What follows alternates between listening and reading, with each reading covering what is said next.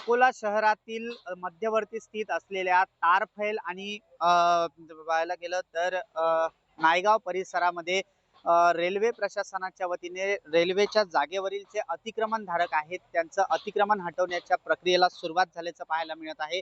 माझ्या पाठीमागे बघू शकता कशा प्रकारे JCBच्या सहाय्याने जे गेल्या कित्येक वर्षांपासून या ठिकाणी परमनंट या ठिकाणी अतिक्रमण धारकांनी जे अतिक्रमण करून ठेवलं होतं त्या अतिक्रमणावर रेल्वे प्रशासनाने बुलडोजर चालवल्याचं चित्र पाहायला मिळत आहे।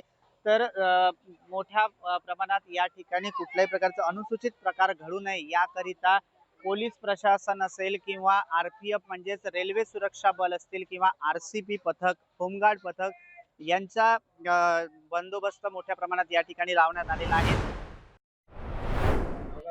गजानन जावळे माझा घर चालला, मी स्लॅबचा घर आहे, महानगरपालिकाने दिला तरी आम्ही तोडू राहिलो। आम्ही रेल्वेले कॉपरेट करू राहिलो कारण की आम्हाला प्रशासनले की कोणाचा हानी नाही झाली पाहिजे, कोणाला तपलीक नाही झाली पाहिजे, कोणाचा घर नाही हे नाही झालं पाहिजे, कोणाला लेकर लहान लहान सब आहे कोणाला तपलीक नाही झाली पाहिजे। याईनं आम्हाला कॉपरेट करा, आम्ही यायला कॉपरेट करू राहिलो, हे आमची विनंती। शहरामध्ये या अकोला शहरामध्ये प्रभाग क्रमांक 7 मध्ये हा जो गरिबावर अन्याय होत आहे याची जबाबदारी परिपूर्ण प्रशासनाची आहे। या एकीकडे मोदी म्हणते की घर बांधून द्या आणि दुसरीकडे देवेंद्र फडणवीस म्हणते की घर तोडा। रेल्वे प्रशासन जे आहे हे दोन पटऱ्या टाकत आहे। या ठिकाणी बरेच वर्षापासून 40 वर्ष ते 45 वर्षापासून या ठिकाणी लोक राहतात। आज ऐन बरसातीच्या वेळेवर या लोकांना जावं कुठं? प्रत्येक माणूस सामान्य आहे, घरी खायची सोय नाही आहे आणि अशा वेळेला जर लोकांचं घर तोडले तर याईनं जावं कुठं? कोणाकडे पैसा आहे, कोणाकडे नाही आहे, एकीकडे महागाई आहे। मला तर असं वाटते की या BJP सरकार हे पूर्णपणे बोगस सरकार असून हे मादरचोदपेक्षा कमी नाही आहे, भाडखाऊ आहे असं म्हणालेही हरकत नाही, मादरचोद आहेत। देवेंद्र फडणवीस एकीकडे म्हणते की मी घर वाचवणार आणि एकीकडे रेल्वे प्रशासन घर तोडत आहे। हे कुठपर्यंत योग्य आहे साहेब? या गरीब लोकांना जाव कुठं? प्रत्येक माणूस आज 500 रुपयाले महाग आहे, महागाई भरपूर आहे, खायची सोय नाही आहे, काय करावं या सामान्य लोक?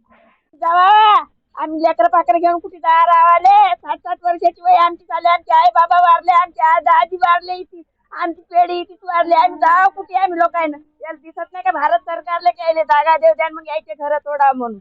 दिसत नाही भारत इलेक्शन असला का बरोबर आमच्या घराने घुसत, कोणी हागला असला का त्याच्या जवळ जातात, राम राम जय भीम नमस्कार। आणि आता इलेक्शन झाला ना, आता तोडा तुमच्या घर, जा कुठे बी कळल्याचा नाही गाडी खाली कटा, असा मोदी सरकारचा हे आहे धोरण।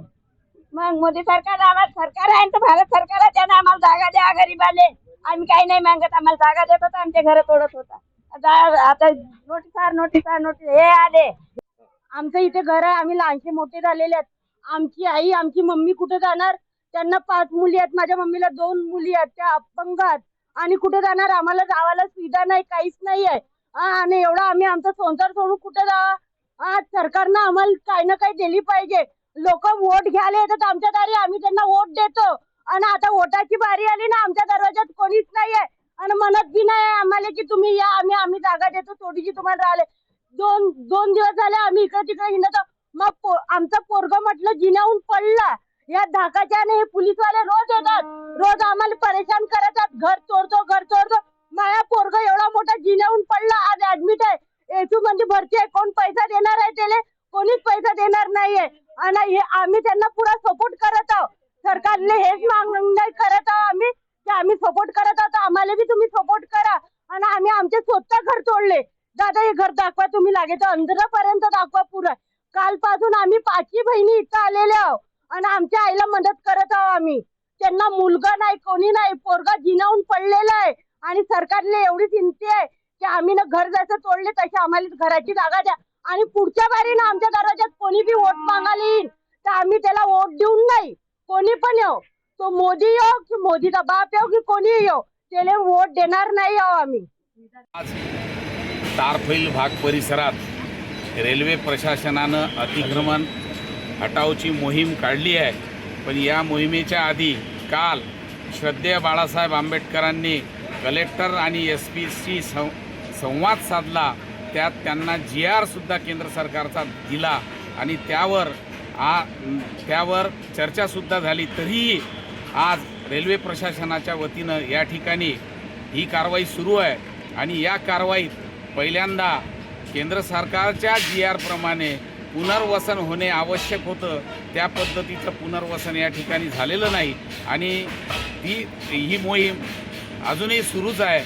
म्हणून वंचित बहुजन आघाडीच्या वतीनं यांच्या प्रशासनाच्या विरोधात आम्ही कलेक्टरांशी पुन्हा चर्चा करू आणि न्यायालयाच्या माध्यमातून यांना न्याय देण्याचा प्रयत्न करू, जेणेकरून आज यांचं जे प्रचंड या ठिकाणी नुकसान झालेलं आहे, अत्यंत गरीब असा वर्ग आहे आणि सर्व समाजाचे लोक यामध्ये राहतात आणि यांच्या आज या नुकसान भरपाईला संपूर्णपणे प्रशासन जबाबदार आहे. केंद्र सरकारच्या नियमाप्रमाणे संपूर्ण पुनर्वसन करण्याचा अधिकार असताना यांना कोणत्याही प्रकारची नोटीस न देता या ठिकाणी ही कारवाई करण्यात आली, याचा आम्ही निषेध करतो आणि श्रद्धेय बाळासाहेब आंबेडकरांच्या वतीने पुन्हा हा लढा या ठिकाणी उभारून या पूर्ण लोकांना न्याय देण्याचं काम करू.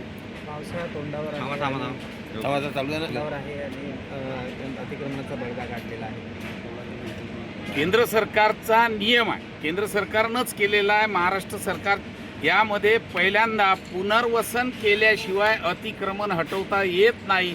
पण ही आजच्या परिस्थितीत जी चालू आहे, दादागिरी चालू आहे प्रशासनाची किंवा सरकारची, ही अत्यंत खेदजनक आहे आणि ही वंचित बहुजन आघाडी कधी खपवून घेणार नाही.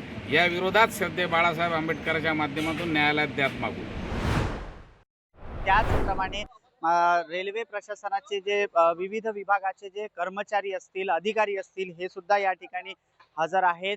नागपूर ते भुसावळ या दरम्यान चौपदरीकरणाचं रेल्वे प्रशासनाच्या वतीने कामाला गती आलेली आहे आणि त्याच कार्याकरिता म्हणजे विकास कामाकरिता जे अतिक्रमणधारक आहेत त्यांच्या अतिक्रमण हटवण्याचं कार्य रेल्वे प्रशासनाच्या वतीने केल्या जात आहे. प्रतीक पुरेकर, टॉप न्यूज मराठी, अकोला.